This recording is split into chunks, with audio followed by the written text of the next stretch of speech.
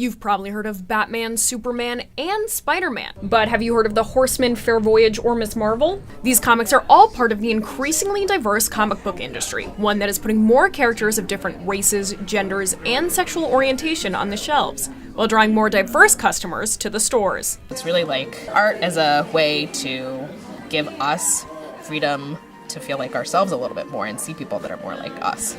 Chicago is home to many independent comic book creators who started drawing diverse characters long before mainstream titans DC Comics and Marvel did. Just ask Jibba Malay Anderson.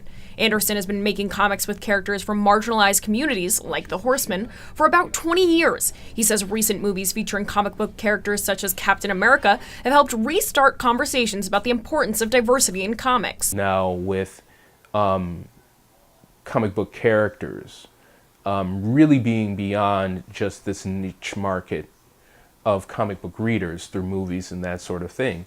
Now these talks and these ideas and these thoughts of representation and diversity have become important. Social media has also expanded the industry by giving comic creators a place to independently publish their work and grow their fan base. The internet kind of leveled the playing field by letting people know that there are groups for people, that it's okay to put yourself out there and kind of be who you want, even letting your freak flag fly on the internet. You'll find a home for it with somebody. One of those artists who's found fans of her work due to its diversity is Andrea Bell. Her series Fair Voyage has allowed her to create the role models for young girls she wished she had growing up. I'd be playing a video game and it was always a male character that you were playing as, the protagonist, and I thought if I had a way of changing that, or if I had a way to rewrite it, which I have been, why wouldn't I have a strong female character that not only I could look up to now, but I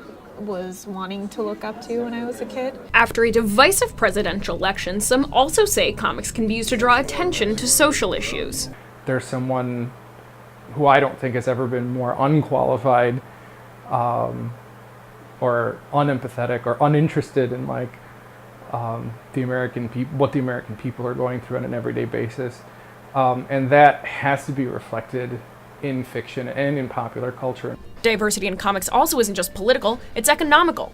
Graham Cracker Comics manager Josh Kelly says his store's customer base has grown as more people see their experiences reflected in comic book characters. Everybody has money, and that helps the business grow, and the more that people want, the more money we make, and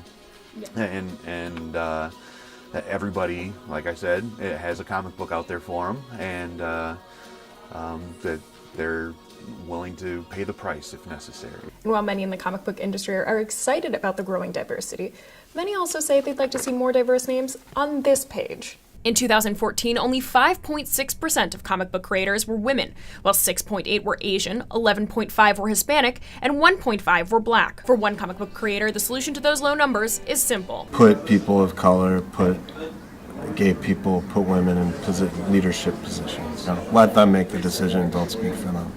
Eventually, Jimenez hopes the industry advances to a place where diversity isn't a topic of conversation, but the expectation. I hope that the industry moves more toward more toward an accurate reflection of the country. That we are a diverse group of people. That it's not a big deal if there's a Black Spider-Man. That it's just, okay, what's the story about? And for those trying to make the comic book industry more progressive, the story keeps changing as it's up, and away into whatever comes next. Carlin, McCarthy, Northwestern News Report.